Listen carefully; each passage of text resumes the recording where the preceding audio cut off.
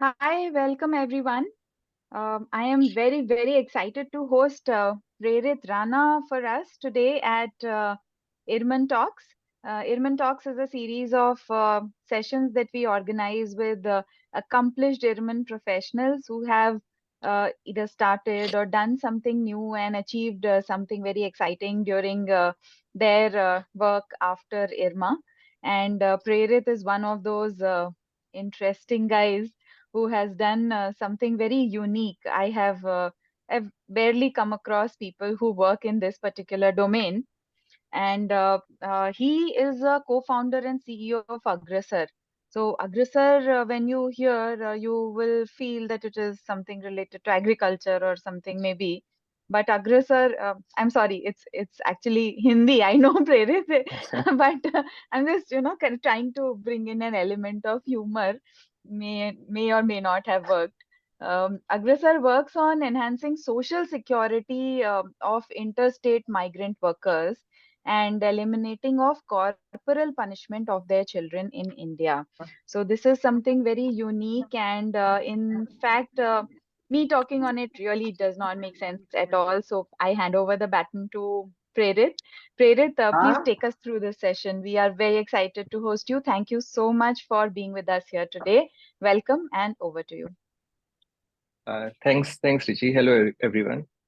So I'll give you a brief background of the work we have been doing, but in the session, I won't be speaking about the work we do, but some of the key insights I have acquired over last 12, 13 years, and then we can discuss. I would also like to hear from you, your insights, your questions.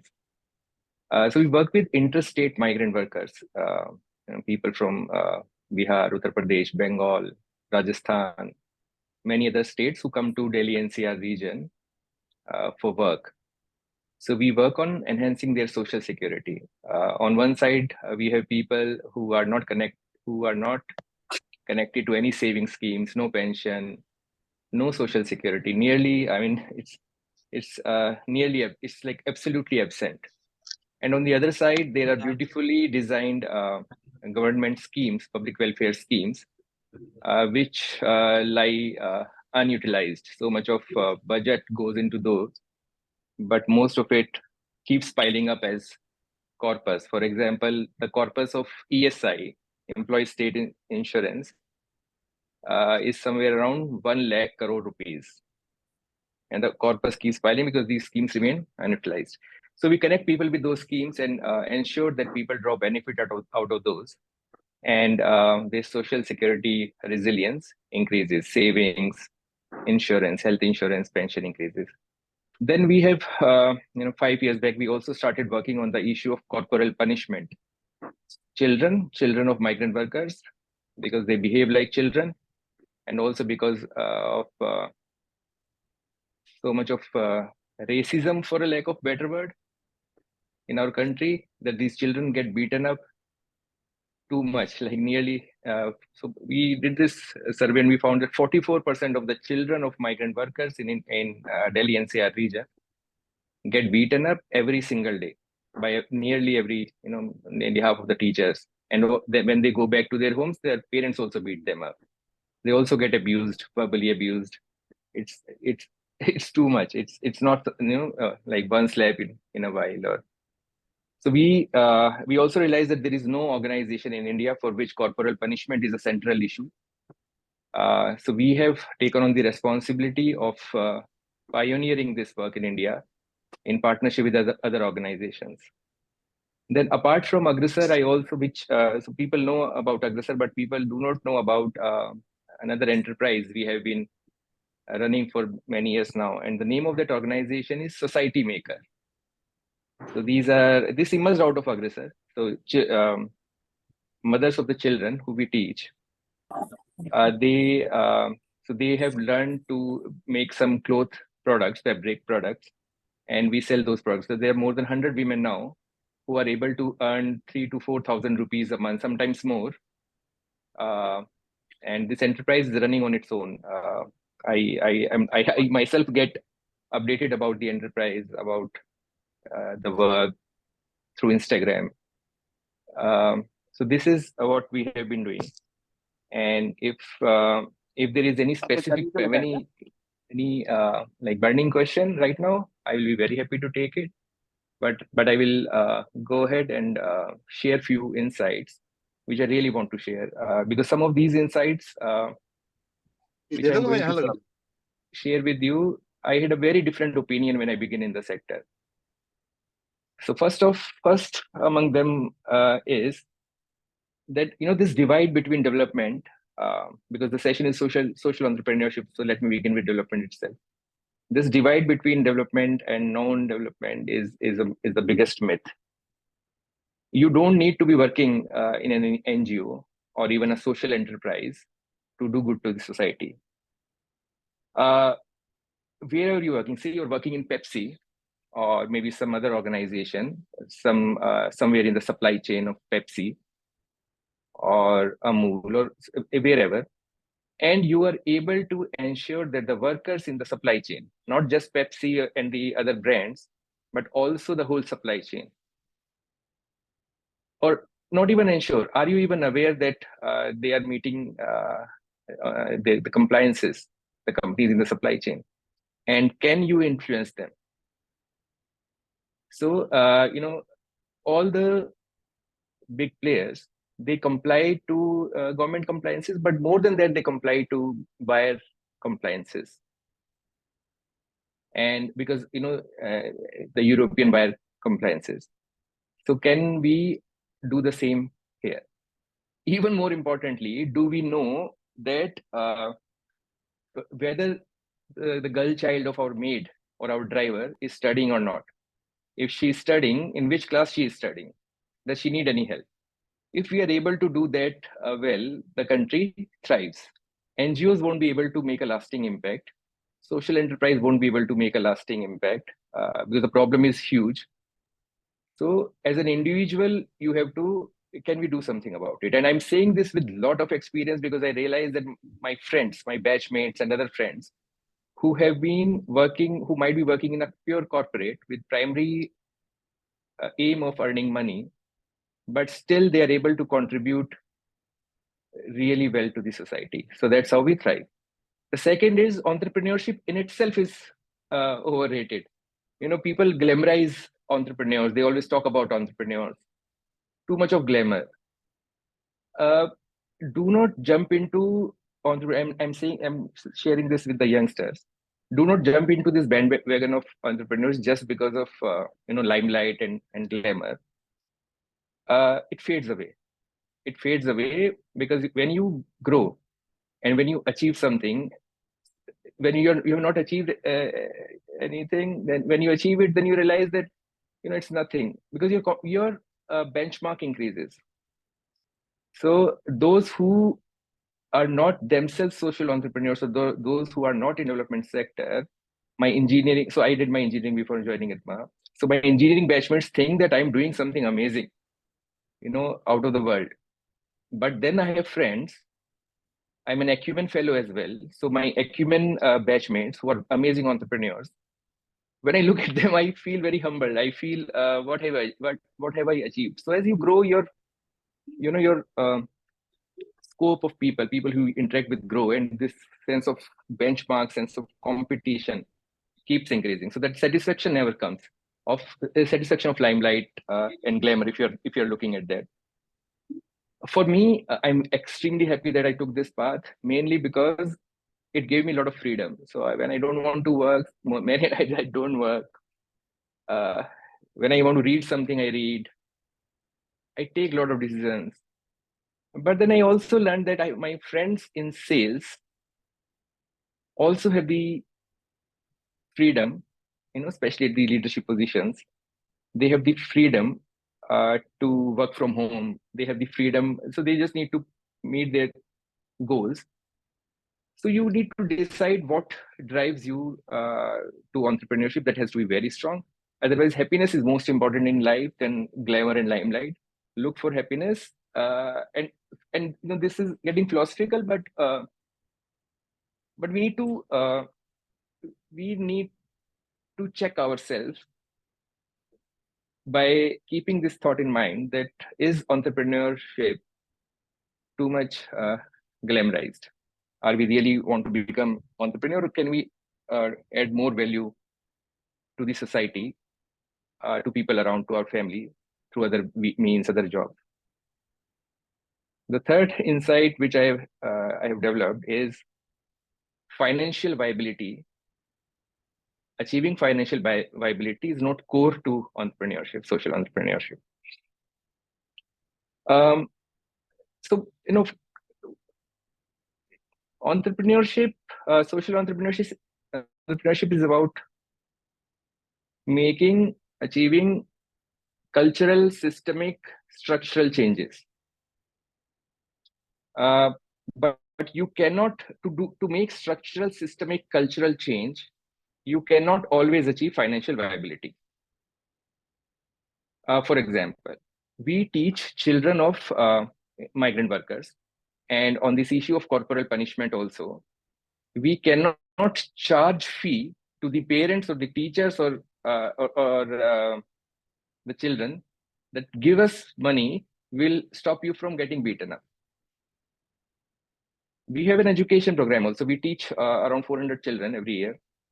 So there we charge somewhere around 400 rupees a month. It's a contribution from their side. But if we have to become financially viable, we have to charge more than 1200 rupees a month, because that is the amount of investment that goes into it. So if we move towards financial viability, and then we will have to negotiate with our mission of teaching children who we are teaching. We have to teach others. On the other side, we have society maker. We are selling a product, and we are able to achieve financial viability. So that whole initiative has become completely self-sustainable, not just financially viable, but operationally viable, leadership viable as well. So do not think that if there is a non-profit organization that is lesser than a for-profit one. It is just that there are certain work which can be made financially viable without diluting the impact. Otherwise, you can make anything financially viable by diluting the impact. You can work with different segment of people. Instead of interstate migrant workers, there are other people who we can work with and charge more. And that is where social entrepreneurship is different from regular entrepreneurship. What is your primary aim? Primary aim for an entrepreneur otherwise might be ROI and earning more. But for a social entrepreneur, it has to be achieving financial viability should be incidental to the primary aim. So we need to keep this in mind. And we often use that word social enterprise wrongly. So we say that those organizations which have achieved financial viability, they are social enterprise, but the non-profit organizations are not. Enterprise entrepreneurship impact is about cultural, structural, systemic changes. That is the core thing. So these are few of the insights which are on top of my mind. I have written more as well. If there is any question, any thoughts so far, I'll be very happy to hear from you.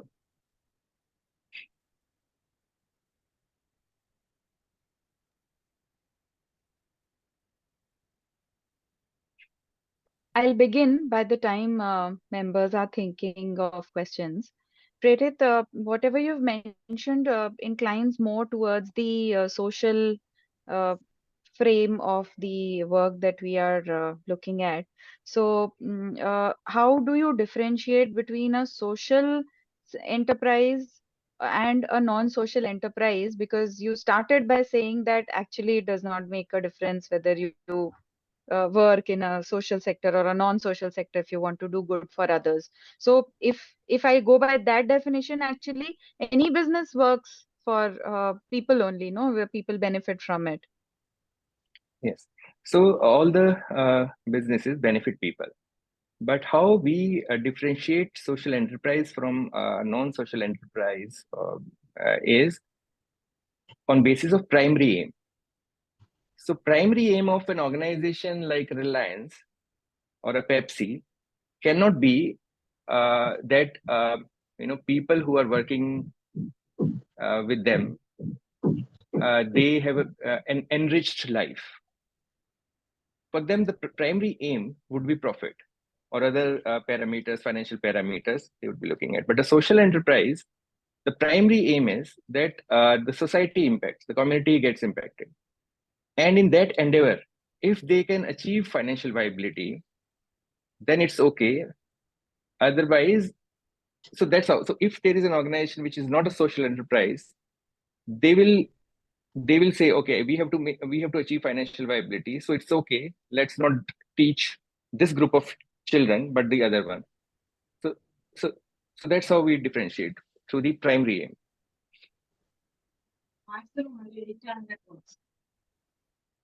I'm not able to hear. Someone has put a uh, No, you go ahead. so someone has put a question on the chat. How did you connect migrants to government entitlement? So we tie up with various government departments and banks, government banks. We also have a common service center to ourselves. So we leverage on all three and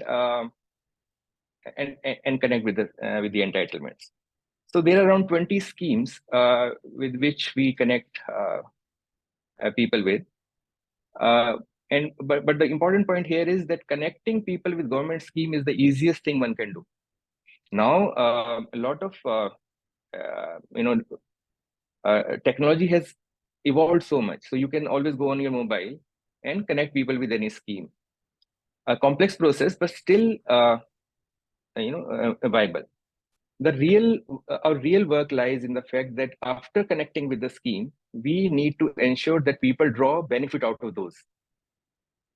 And for that, we need to put a lot of efforts. For example, there is this scheme called Sukanya Samriddhi Yojana. It's a scheme for saving scheme for girl child who is less than 10-year-old. Connecting with the scheme is easy. We can set up a camp and connect 1,000 people in a day. But to ensure that the family is really impacted, they need to save regularly. And developing the habit of saving is where we need to put huge effort. And that is how we are an alternative to. So otherwise, we should not be doing what we are doing. The government has set up common service centers to do exactly the same with what we have been doing. But those who run common service center do not run it to serve people. That's not their primary aim. So that is exactly the difference between social enterprise and not. So they do things through which they can make quick money, like railway ticket booking or change in an Aadhaar card. Connecting with the scheme would require much more effort than a small change in Aadhaar card. Yeah. Then another question: without financial viability, how is any social venture sustainable? Depending on fundings, make all initiative vulnerable. Yes, it's okay to be vulnerable. Uh, we we have this now. It's a we always talk about sustainability, financial viability, and we think that if we are not able to achieve financial viability, we are always vulnerable. It's okay to be vulnerable. Then, because the other alternative we have is that let us achieve financial viability. Let us, as a social entrepreneur, let me not be vulnerable, but let other children put, on the on. Just please give me I need to take this call. This is very important. I'm so sorry about this.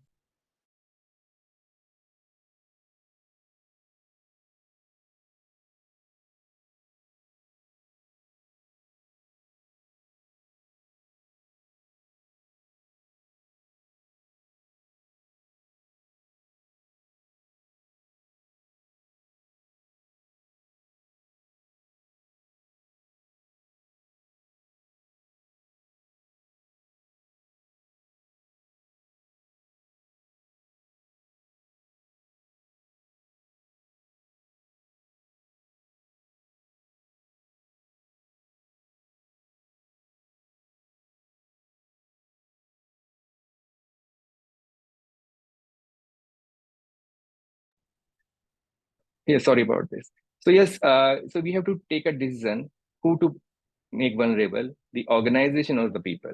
As I said, we cannot achieve financial viability in all the work we have been doing. We must strive. So we need to look at it as a continuum. Like we are moving towards financial viability. So pricing is important. So I'm also not saying on one side I'm saying that financial viability may not be achieved all the time. On the other side, I'm also saying that we should not be giving things for free. We need to do the right pricing. Like corporates do, you know, earlier when we started our education program, the fee we were charging was rupees 100, because I was also not experienced. I just said, okay, palatable. Initially, it was free only. Then we started charging 100.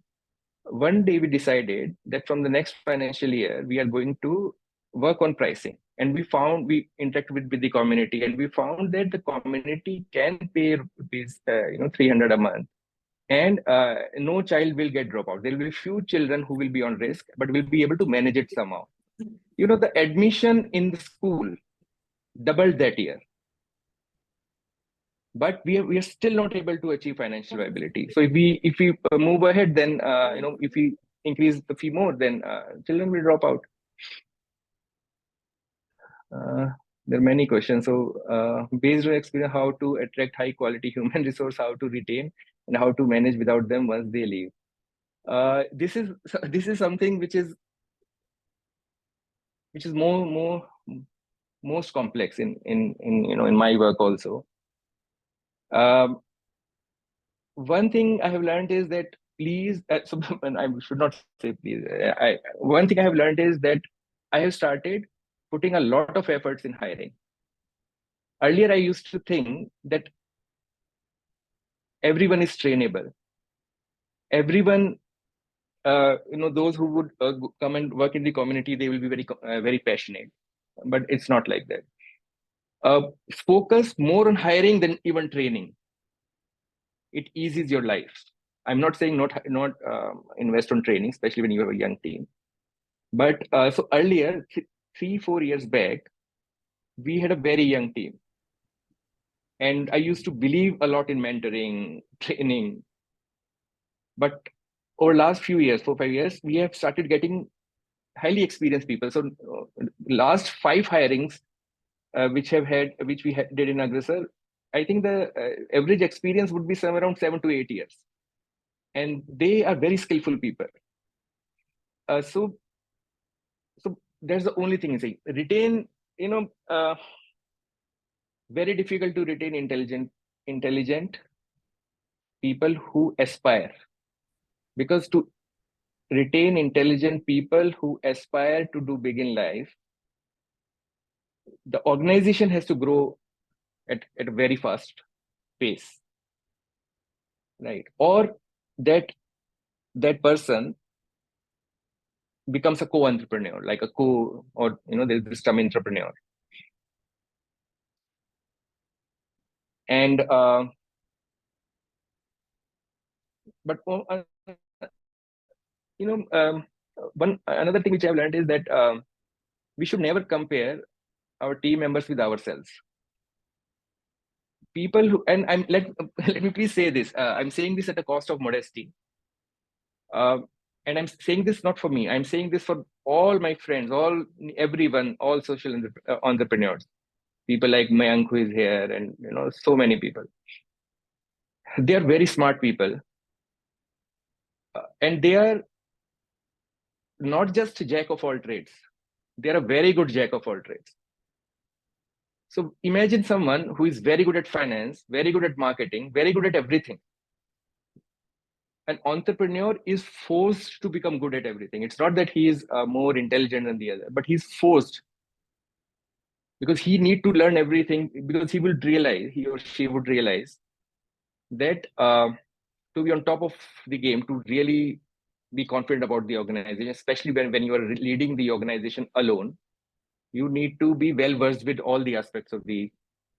So when you start comparing your team members with an entrepreneur like yourself, then it becomes a problem. So please, so you need, so we might need to check that at some point, that who to retain, how do we retain, how much, retention is important. Everyone asks us when people approach us, for when we communicate for funding, everyone asks about retention. We have very good retention, but I'm not very particularly focused on retention. So I have say 10 people who I know that they will never leave Aggressor, unless there is something, someone might get an offer from Niti Aayog, and then I would suggest, I would rather uh, ask that person to leave Aggressor and join Niti Aayog, because they can add more value there. But so we need to really work on, in addition to project target, does the social outcome come with additional pressure for us? Amit, project target is the easiest thing an NGO can do. So an NGO which is working for 12 years, for that NGO, the easiest thing to do is achieve targets. Earlier, all the NGOs struggle. We are not able to meet targets. There's so much of pressure, etc. But later on, we realize that how to make the proposals, what target to be put, and then we are able to achieve targets. But you don't set up an organization, a social enterprise, an NGO, to meet targets. You need to achieve something in life. What do we need to achieve? Systemic, structural, cultural change. That comes with a lot of pressure. We are forming collectives of women in Gurgaon. We are the so there is this scheme, One Nation, One Ration Card, through which anyone can draw ration anywhere in India, not from one shop it used to be earlier. But to make it functional, as per my limited understanding, that this scheme is functioning only majorly in Gurgaon. I'm connected with many organizations, but they're struggling. But it's not that we are able to do it ourselves. It is the pressure the women collective put on the whole system, because of which that scheme is functioning. So this is what is impact. But it also comes with, it doesn't come easy, because there are more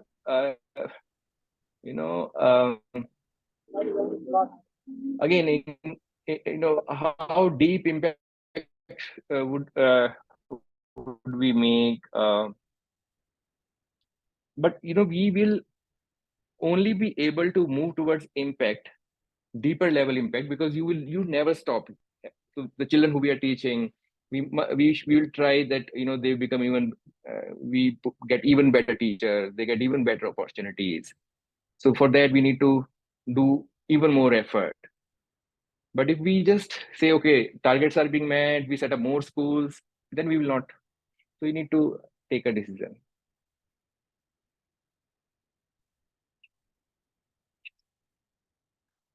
How do I stay motivated to work in the sector, both in terms of financial stability as well as internal motivation? Neha, I come from a very, I come from a privileged background, development sector, and I set up a non-profit organization. Oh, I used to feel very excited about it. I used to feel that I've done something great in life.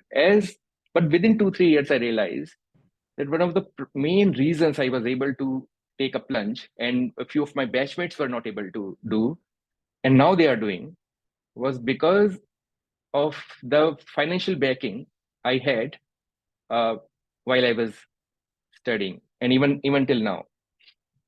So that is about financial stability. The most important question is internal motivation. For me now, the motivation comes from my team. I don't go to the field now. I don't. So I go to the center, and the centers are such that they're like community centers. So people are always people from the community. So I keep interacting, but I don't get to work that much with the community. But I am deeply connected with my team, like deeply, really deeply connected. So that's how I feel motivated. When I see happiness on their faces, my team's faces, then I am happy. If they are sad, then I am sad. It's as simple as that. And then I'm also clear that about what we need to achieve. There's a clarity in terms of our next, 40-year plan. So that is what keeps you motivated. Second thing which keeps you motivated is health. I did not take care of my health earlier, um, but over last 1 year, I'm focusing a lot on my health, mental health, physical health, and that has absolutely changed the game for me. So I also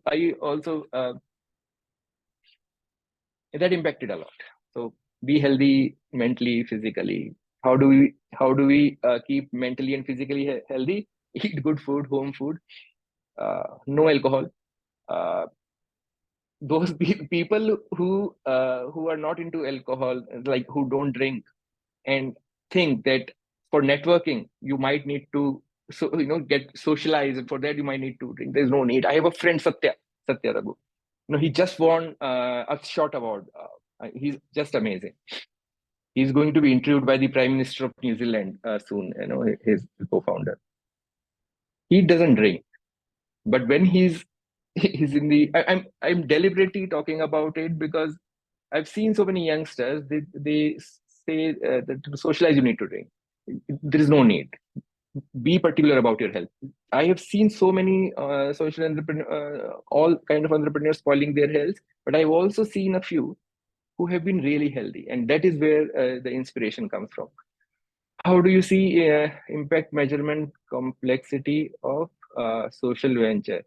Dr. Manveer, I think I responded to this question. This is a very complex question in itself. It requires a lot of time. So I'll be very happy to talk about it at length, one to one. But the only thing is that what drives you, how much deep you want to go.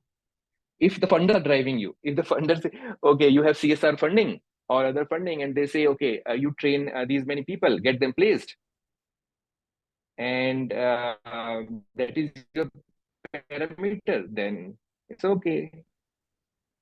If our corporate funder says that you connect people, 10,000 people with government scheme this year, and and that is the impact parameter, then your choice.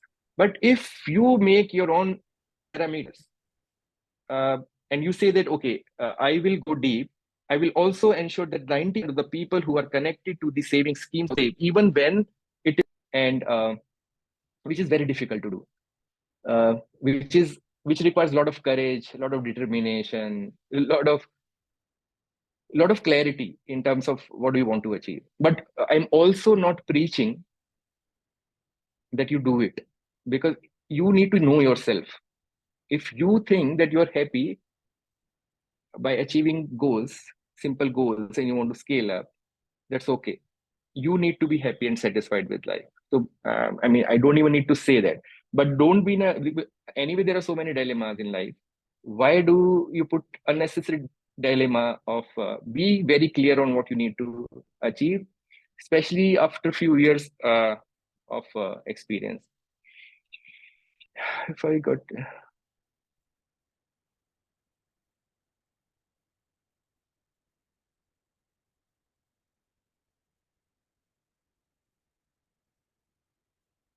Yes, Lisa.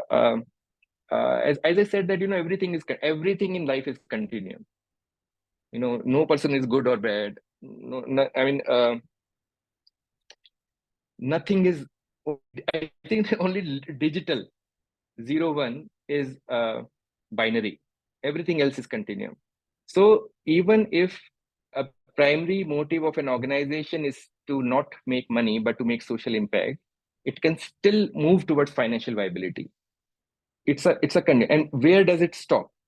Say when we are able to achieve 40% of our funds from children, that would also mean that community is investing. So community has a financial stake as well. So they are better partner to us now than before. Community participation is extremely important. Beneficiaries need to understand that it's their need, for sure.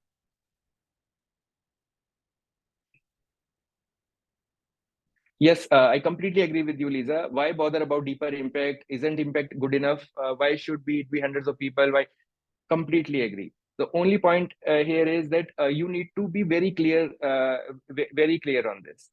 So we have friends, so who are running organizations at a very large scale. Now we have also achieved a fair amount of scale, but so all so even if an organization is connect, so there is an organization. There are two organizations coming to my mind, which are working only on connecting people with government schemes. We connect 30,000 people every year. They do somewhere around 4 to 5 lakh each, but they only connect and we go get really deep. We ensure that benefit people really draw benefit. Their assumption is that if you connect people with the scheme, they will somehow be able to do that by themselves. Both the theories to me are equally good, right? So, but there has to be clarity on this front. So it's okay to go deep, but there are people who do not get satisfied unless they really get to do really need to see the change. I mean, you have to decide for yourself. I mean, it's not. Do you think we overemphasize importance of scalability in today's social development sector, which often idea of impact number created on Excel sheet rather than actual uh, scale? Running an organization in itself is complex. One is that I never felt that we need. When I started, I never felt that we will be scaling up too much. I felt that we will be working only in a few communities in Gurgaon and nearby regions and very focused. But later on, I realized there are various parameters. One of those is the retention of people. How would you be able to enhance the salaries of your team members if you are not scaling up?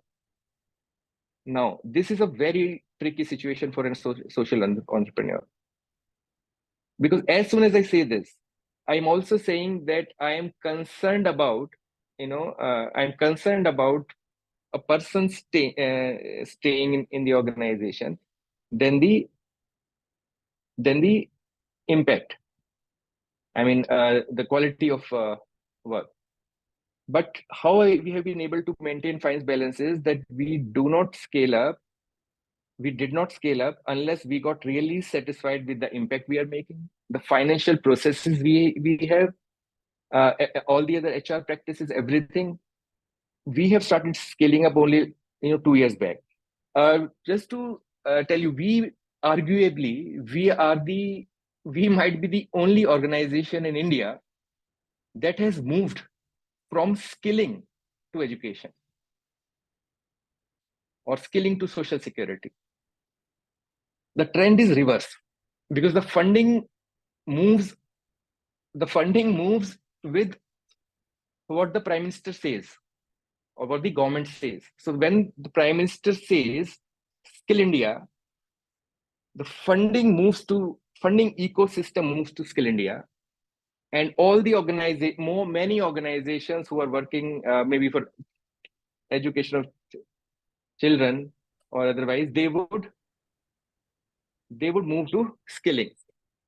And we entered skilling because I myself was in India. I worked in manufacturing for some 3-4 years before joining IRMA. So I had a good experience of working with people. And we ran skill development centers. We skilled and placed around 5,000-6,000 people in 3-4 years. But I realized within 3-4 years I realized I also worked with Ministry of Communications and IT. I initiated setting of Electronic Sector Skill Council. I worked very deeply with NSDC, etc.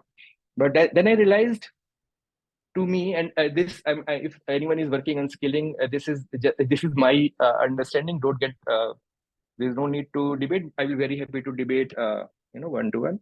To me, skilling as it exists today is like paracetamol. You're giving it to people who are not nourished. So we get good jobs not because we have degree from IRMA or anywhere. We get good jobs, so we excel in our career because we have good communication skills. We are good with people. we have resilience, we have some common sense,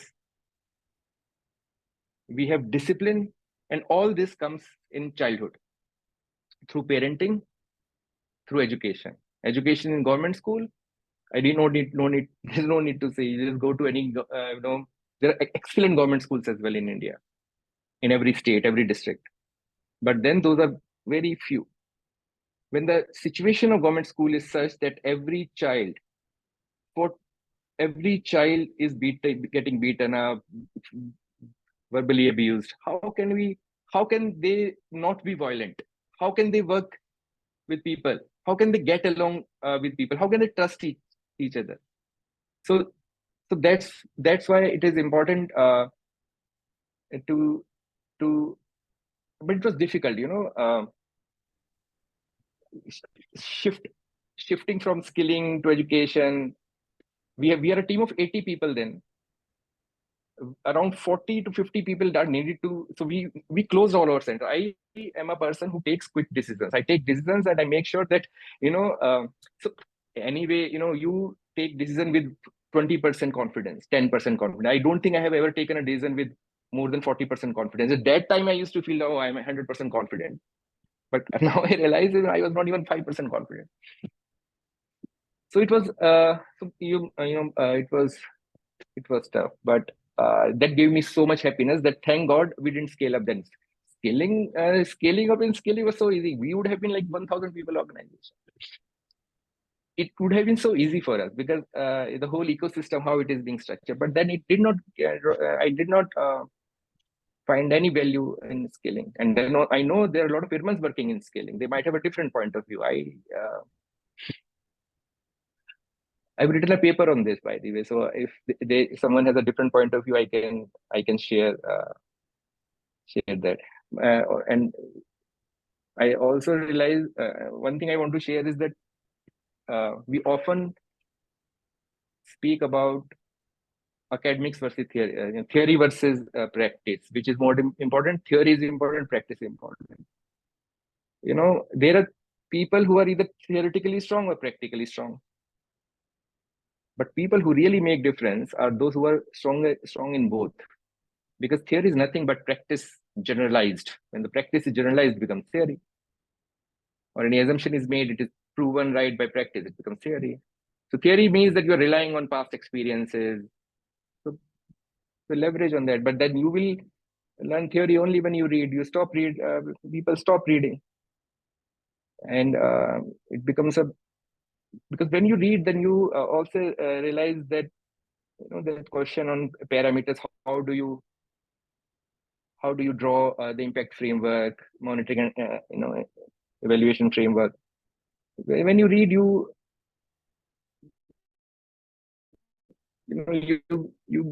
you're asked, you get questions. Life is about getting questions, finding questions anyway. So community participation, do you think we book that you read? So I read 4 or 5 books at parallel. Yet that's nowadays Agrasar doesn't require me much. So I have set up a nice office to myself wherein I read. And I've also started making YouTube videos now, 2-3 days back. So that, YouTube, not YouTube videos, Instagram videos for Agrisar channel.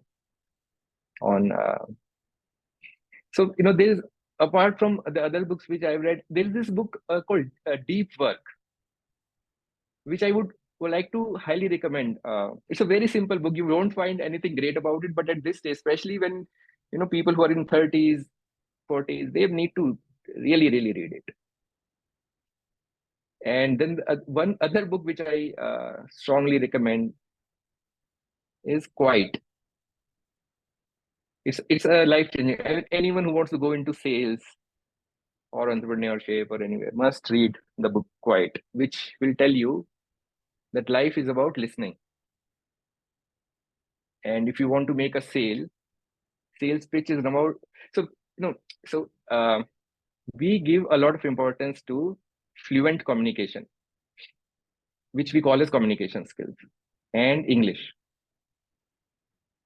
But I have learned that, and if I ask you that who are the people you like, if you people who who you interact with, and you can just try this exercise, write top 5 names, uh, and then you will realize these top 5 are those who really listen to you deeply. So that's how you make you get connected to people. I can share more books. I can share a reading list. Okay. So so I think I've there are 5 minutes left. Let me see if I have anything more to say, unless there is another question. Since you chose to go against the tide, please share some interesting experience with funders. Achha, good that you asked me this question. Thank you for this.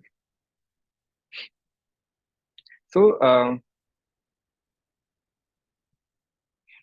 I um, 2009 I graduated from IRMA, and now when I reflect back, I realize that I was an arrogant person. Uh, so um,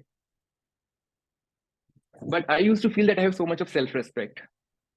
I used to feel, and a lot of people who work in development sector go through this. They feel that when they are working with the communities, they are so deeply passionate, committed. They create a very narrow worldview around them. And when you meet with the funders, especially CSR funders, a lot of them for them, it's not their primary job. So they are doing it as a side work. So they might be in HR or some other role, but they are also doing CSR. So they don't understand sometimes. But I used to feel irritated about it. And we have been so lucky in terms of funding and everything, because of my team and the work we have been doing, that even though I offended them a lot, so let me say this: never ever, not even once, Aggressor has approached any organization for funding. Not even once. We are funded by Azim Premji Philanthropic Initiative, among other organizations. They also approached us. On the other side, and I'm saying this because we keep hearing negative stories from people that funding is so tough, etc. You do good work, talk about it. We do good work, sometimes we don't talk about it. Then how will others get to know? So talk about it. Don't talk too much, but talk about it.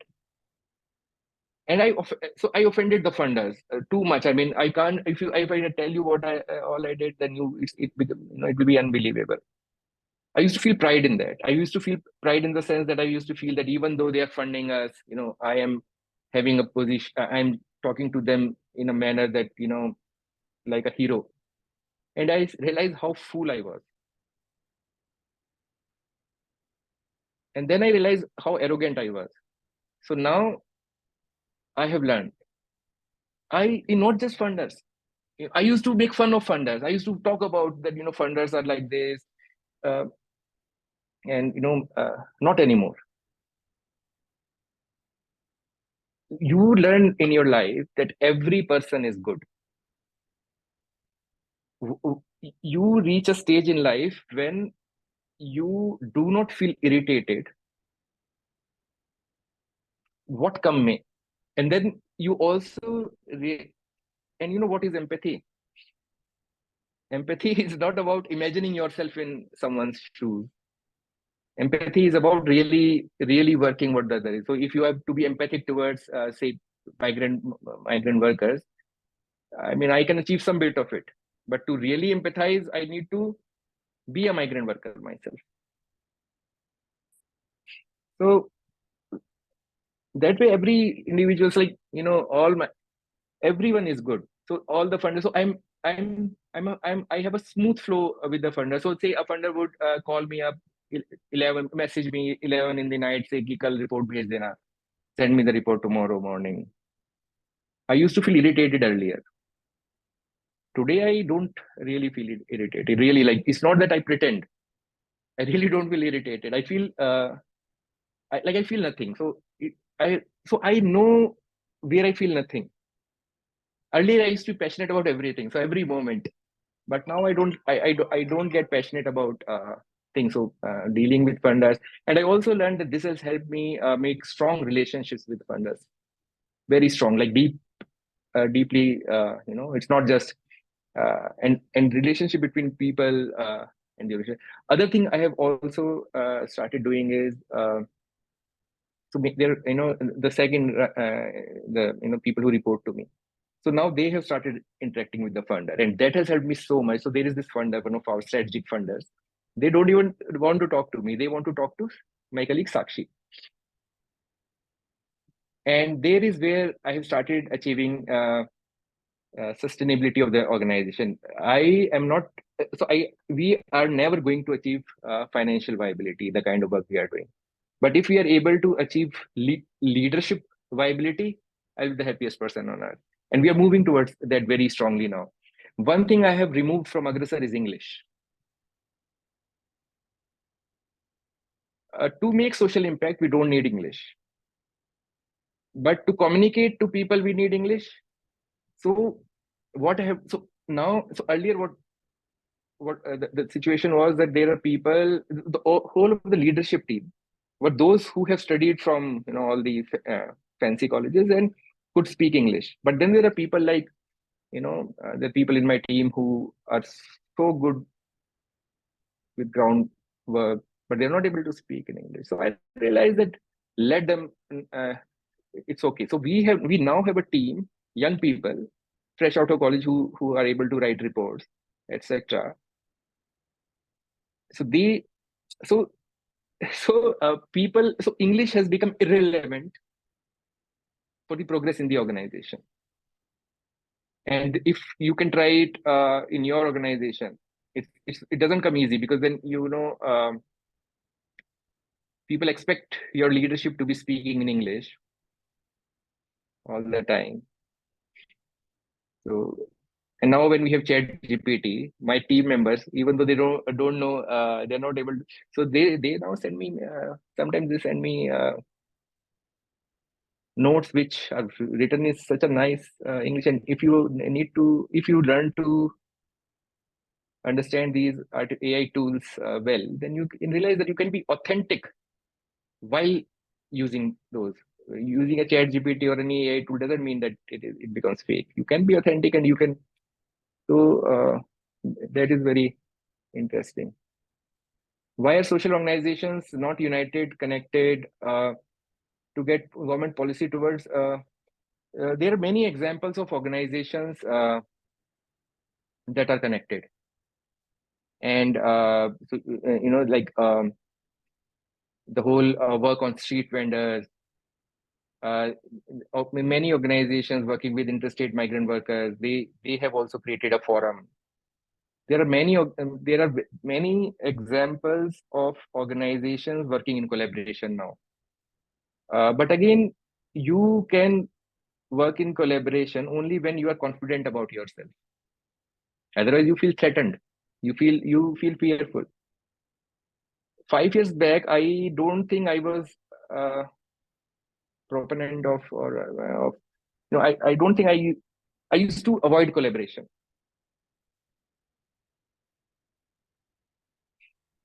because when I reflect back, I realized that maybe I was worried. You know, maybe I was underconfident.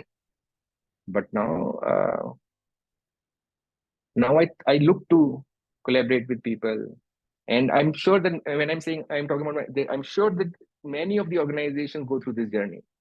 Many of the entrepreneurs, young entrepreneurs, they go through this journey. So there are many examples of. By the way, there is another book, Factfulness. I'm sure many of you would have studied it. So the book just read. So the book Factfulness, talks about good things in life, good things happening in India, what we have achieved so far. Similarly, I often hear that organizations don't collaborate. I keep hearing this from people, but then the problem is, people, so we don't write. Though people who are working on ground, they don't write. If they start writing, then all these stories will come out. So all of you, all youngsters here who would listen to this talk, if you are interested in writing, please consider development sector, yes, whatever you call it, social entrepreneurship, or, because you are needed.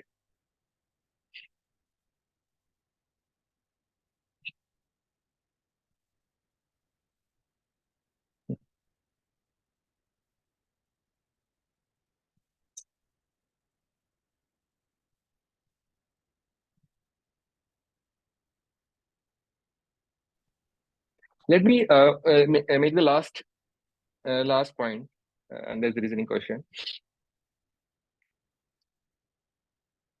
The whole, all of us are surrounded by myths. There's so many myths and too much of gyan. So the last thing I want to say is never ever, and I'm saying this to all the youngsters, never ever believe in you know, in anyone who would come for something like IRMA talk or any kind of talk. Never ever believe. However, keep this as a question. Whatever points I have shared, do not think, again, I'm saying with the young, do not think that this is a great insight of 12 years. So I believe in it. Keep this as a question, find a response to yourself, uh, by yourself. One of the great myths that is surrounding us, and I can see people who might not agree with me. I don't know, but so the myth is that the current government is. I think I should not speak about. Let me say. I mean, if I don't want to say anything which is political, but let me say it, uh, because it's important. It's important for youngsters to know. So the myth is that people keep saying the government is after NGOs. They want to kill the NGOs. Let me give you Aggrassor's example. I want you to write on it. I will write a LinkedIn post on it soon. It is. I ought to write that. So just a couple of years back, new changes came, and as per that, all the organization needed to be re-registered um, for exemption certificate. We missed the deadline by few days, and those 7-8 months was the deepest pain in my life, because it was an existential. It was as if there was no other way. I will not get into detail, but there's no other way. And when I realized that everything is getting closed, all the ways are getting closed, government suddenly came up with a notification wherein they said the deadline is extended by a year, full 1 year, even though the deadline was extended by five times, 4 5 times. If they wanted to close the NGOs, this was a very, it was a great opportunity. I'm also not saying the current government is supportive of NGOs. I'm also not saying that. Related to this is ethics. There is no need to bribe. No need to bribe. People would tell you, amazing people will tell you, people who you respect and people who love you, they will tell you that you will not be able to get this particular certificate or go through this particular crisis if you don't bribe. This is the standard process. And so if you have not made any mistake, there is even if you made a mistake, and that this is going to be the sort of punishment for that, there's no need to bribe. They're amazing officers. There might be officers who would expect that, but then there are amazing officers, and they understand. They understand you, they listen to you if you are passionate. Even if a person, say, imagine a government officer who always seek bribe, but then he or she also has a heart. You don't need to do, let me say it other way, because again, this is also continuum. If you have to anyway make a choice wherein you have to go against your ethics, at least stretch yourself. That benchmark should be very high. uh, don't be so loose in terms of because you ethics. I don't know whether we are taught ethics in IRMA, and ethics cannot also not be taught. It has to be learned. But the point here is that you need to understand. You need to listen to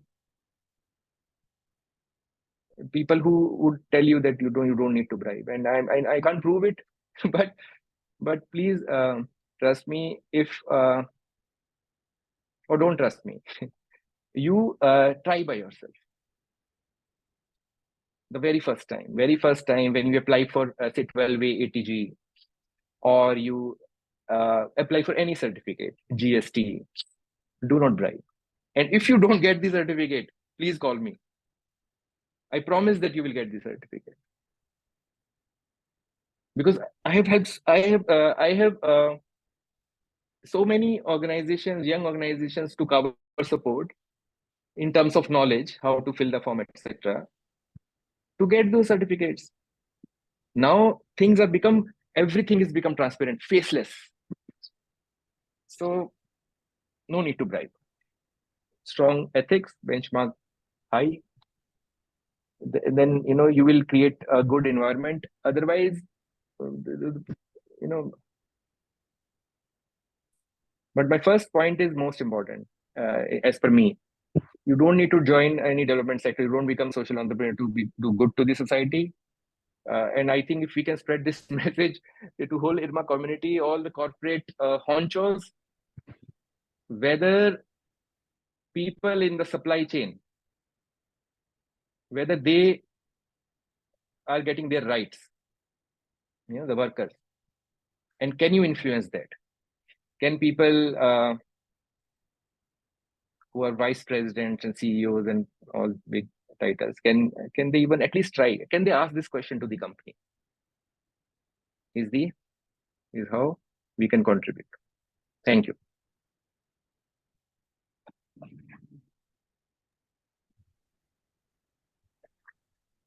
Prerit, thank you. We all are mesmerized by your whatever you've shared with us. I think members have stopped asking questions. I'm sure they have lots, but they are all in this zone. So, any other questions do we have? One more time, let me ask.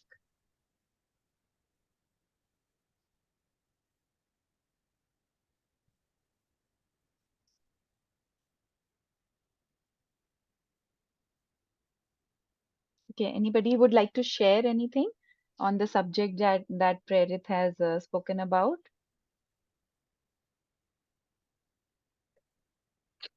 Two minutes, maybe.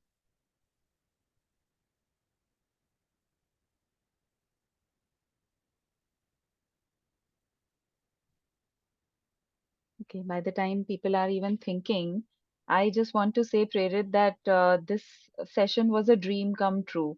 Actually, this is what we are looking for, because the real sharing and the storytelling actually happens when, we probably, doing a PPT, okay, but then this was something real, real, real. Thank you so much for doing this. And I don't see anybody coming up and wanting to. Do you want somebody to speak up? Anybody in the audience that would like No, no. to say something or ask something? Govindan. Okay, you want to get unmuted? Okay, then. All right. Govindan. Hello, Yeah, can you hear? yes. I'm going then fourth batch, very old. Almost, I think some of you may be my children's age. Okay, some of you may be, right? So thanks, excellent. I think talking to you, listening to you, Prerit. And only thing which I want to tell you is that, see, I am with Larsen and Toubro, obviously private company and all that. You know that. So I'm involved in the CSR and all that a bit. I somehow feel when we interact with a lot of these agencies, FCRA account and all that, from foreign money, there are a lot of pain and all that. It's possible for some of, if we get that some of the pain points in the social sector, right? I'm involved in some organization, government lobbies, FICI, CIA, all of that. I can facilitate an interaction with them, and then we can find a way to reach out through the corporate lobby as well. Directly, also people may be trying, but I think the corporate lobby, you'll get. I think the government may hear something, right? If you want, we can do that, and that's the reason I asked this question: whether why they are not very loosely connected, if at all. Partly on the FCRA and all that, I realized that there's a lot of pain. Nothing comes here, re-registration and all that is essentially to. I think there are some things which can be done. I thought I should say this here. If somebody can coordinate and help, and we can find a way to reach out to government through the industry lobbies, whatever are there. Okay. And excellent talk, Prerit. Thank you, sir, and thanks for this input. I will keep a note of it, and I will surely connect you, with a very clear ask. And you're right in the sense, when you say that the corporates, they have a lobby, and all the PKC and all the associations, NGOs. So if you talk in relative sense, then of course the NGOs are much further, but they have started moving in that direction. And I will be very happy to interact with you and take your guidance. Thank you. Anyone else? Mayank, Anshul. Yeah, hi everyone. This is Mayank. I sent my message already on the chat, but I guess with Prerit, I guess it's definitely a great talk, Prerit, and I really loved how you and the organization have evolved. I've seen you and observed you, and also spoken to you many times when you used to tell those anecdotes that how you work with your funding organizations, and how. You wanted to work on your own terms, and it's really nice to see how things have evolved, and obviously there's lots to learn, and thank you for this talk. Thank you, man. Thank you. Cool. So if no one would like to say anything further, um, we have our president with us as well, Mr. CP Mohan. Mohan, are you? Would you like to say a few words? So, no, I was just sneaked in between. So, Prerit is a fantastic talk, and thank you for joining the IRMAN talk. I'm sure it would have inspired a lot of people, and very lively interactions with the community. So, my compliments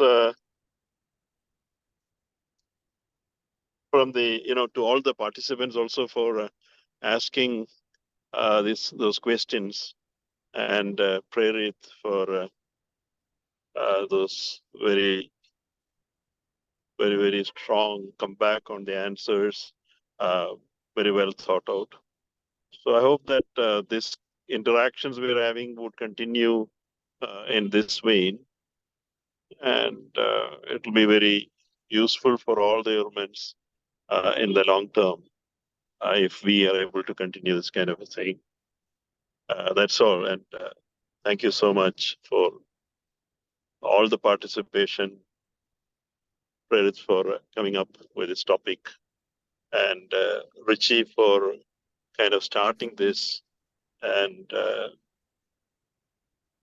and for Pradesh. कोई नहीं कमरे में तो बंद कर narrating it. देता हूँ Yeah, thank you. Thank you, sir. Thanks a lot. So wonderful. And once again, thank you to all the audience for joining in.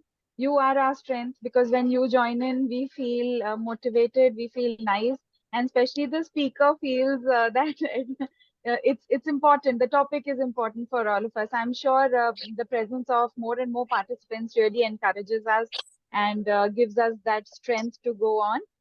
Thank you once again to everyone. And we are available anytime. You can write to us at iaec@irma.ac.in, and we will come back to you for any requests, suggestions, feedback, anything. We are happy to meet you here, and we look forward to meeting you again and again in all those sessions. Thank you once again. Thank you to Prerit. Thank you. Lovely chat, and look forward to discussing with you once again, Prerit, in the coming Thank times. you. Thank All you, right. Vinity. Bye, Thank you, everyone. everyone. Bye. Thank you. Bye.